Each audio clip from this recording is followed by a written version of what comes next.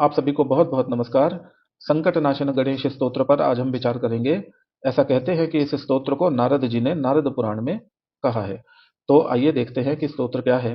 प्रणम्य शिरसा देवम गौरी पुत्रम विनायकम भक्तावासम स्मरेन नित्यम आयुः कामार्थ सिद्धये। जब इस स्तोत्र पर विचार करते हैं तो जो मुझे पहले दिखाई देता है वो है प्रणम्य शिरसा, और दूसरी बात है आयुः कामार्थ सिद्धये। धन आदि की सिद्धि के लिए, कामनाओं की सिद्धि के लिए और दीर्घायु के लिए प्रणम्य शिरसा, सिर झुकाकर प्रणाम करे। किसको? देव को, गौरी पुत्र को, विनायक को और भक्तावास को नित्य स्मरण करे। अब ये जो नाम आए हैं देव, गौरी पुत्र, विनायक, भक्तावास, ये यूं ही नहीं आए हैं। इनके पीछे भी कुछ न कुछ अर्थ होगा, क्योंकि नारद जी ने इन शब्दों को कहा है, नारद जी ने इन नामों को लिया है। हम कितना समझ पाते हैं ये हमारे ऊपर है। तो मैं जो समझता हूँ वो आपसे कहता हूँ। आप हो सकता है कुछ और भी समझते हो। देव का अर्थ हुआ जो दिव्य हो, जो सम्मानित हो। तो सिर झुकाकर उसको प्रणाम करो जो देव है। गौरी पुत्र को प्रणाम करना चाहिए। गौरी पुत्र यानी कि गौरी जी के पुत्र।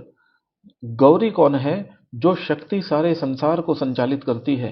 समस्त ब्रह्मांड में जो चर अचर में जो भी शक्ति विद्यमान है, वो शक्ति वास्तव में गौरी ही है, और उनके पुत्र श्री गणेश हैं। तो गौरी के पुत्र होने का एक संकेत ये है कि सबसे बढ़कर जो शक्ति है, जो सभी शक्तियों का स्रोत है, उसके पुत्र गणेश जी हैं। तो गणेश जी कितने सामर्थ्यवान होंगे, इस बात का जो अनुमान है वो इसी बात से लग सकता है। विनायकम, नायक उसको कहते हैं जो मार्गदर्शक हो, जो प्रधान व्यक्ति हो, जो पूजित हो, जो मुख्य हो। इस प्रकार के जो लोग होते हैं उनको नायक कहते हैं। उन नायकों में जो विशिष्ट होता है उसको विनायक कहते हैं। तो गणेश जी को यहाँ पर देखिए, पहले देव कहा, फिर गौरी पुत्र कहा और फिर विनायक कहा। क्रम से जो ये नाम आए हैं, ये उत्तरोत्तर जो है श्रेष्ठता गणेश जी की बताते जा रहे हैं। और फिर जो नाम आता है वो है भक्तावासम, जिसमें सारे भक्त निवास करते हैं। अब ये भक्त क्या है?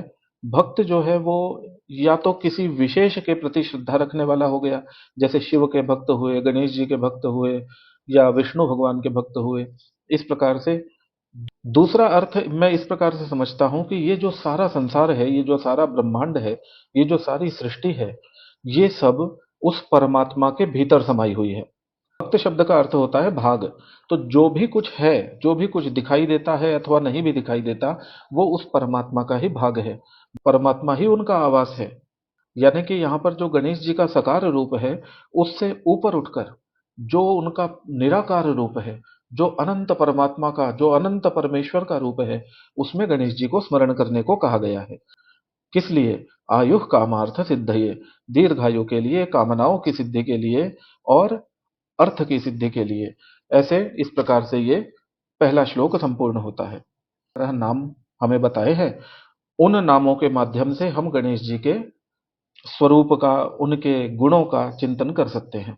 वो नाम कौन से हैं आइए देखते हैं। वक्रतुंड, एकदंत, कृष्ण पिंगाक्ष, गजवक्त्र, लंबोदर, विकट, विघ्नराज, धूम्रवर्ण, भालचंद्र, विनायक, गणपति, गजानन। इन सब नामों के अपने अपने अर्थ हैं। सब नामों पर चर्चा करने लगे तो थोड़ा कहीं बात लंबी ना हो जाए, इस कारण इस चर्चा को कभी और करेंगे। परंतु यहाँ पर एक बात देख लेने जैसी है। एक नाम है गजवक्त्र और दूसरा नाम है गजानन। ये दोनों समानार्थक लगते हैं। गजवक्त्र का अर्थ भी है गज के मुख वाला, और गजानन का अर्थ भी है गज के मुख वाला।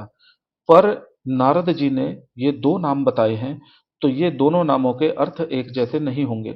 आप इस विषय में क्या सोचते हैं ये अवश्य बताइएगा। हम इस पर कभी और चर्चा करेंगे। अभी तो संकेत मात्र किया है, और ये 12 नाम जो हैं उनका हमने अभी पाठ मात्र किया है।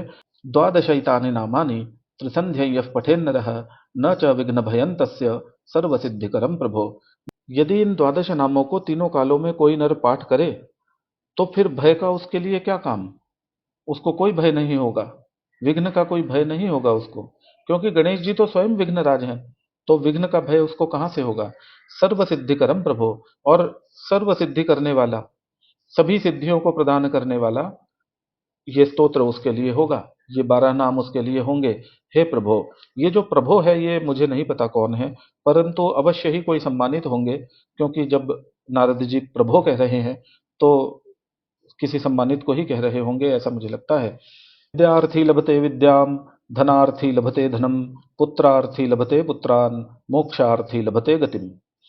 विद्यार्थी इस स्तोत्र को पढ़कर विद्या प्राप्त करता है, धनार्थी इस स्तोत्र को पढ़कर धन प्राप्त करता है, पुत्र की कामना करने वाला व्यक्ति इस स्तोत्र को पढ़कर पुत्र प्राप्त करता है, पुत्रों को प्राप्त करता है, और मोक्ष की कामना करने वाला व्यक्ति इस स्तोत्र को पढ़कर परम गति को प्राप्त करता है। इस प्रकार की इस स्तोत्र की महिमा है। जपेद गणपति स्तोत्रम षड्भिर मासैः फलम लभेत।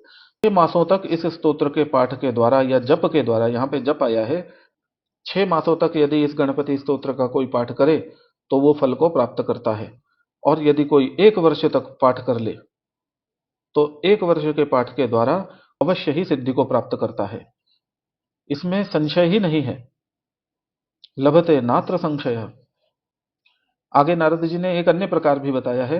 यदि कोई 8 ब्राह्मणों को इस स्तोत्र को लिखकर समर्पित करे तो गणेश जी के प्रसादे से सारी विद्या उसकी हो जाती है। इस प्रकार की इस स्तोत्र की अद्भुत महिमा है। तो इस प्रकार से संकटनाशन गणेश स्तोत्र पर विचार करने का आज हमने एक प्रयास किया। आगे किसी अन्य श्लोक या अन्य स्तोत्र के साथ आपसे पुनः भेंट होगी। तब तक के लिए नमस्कार।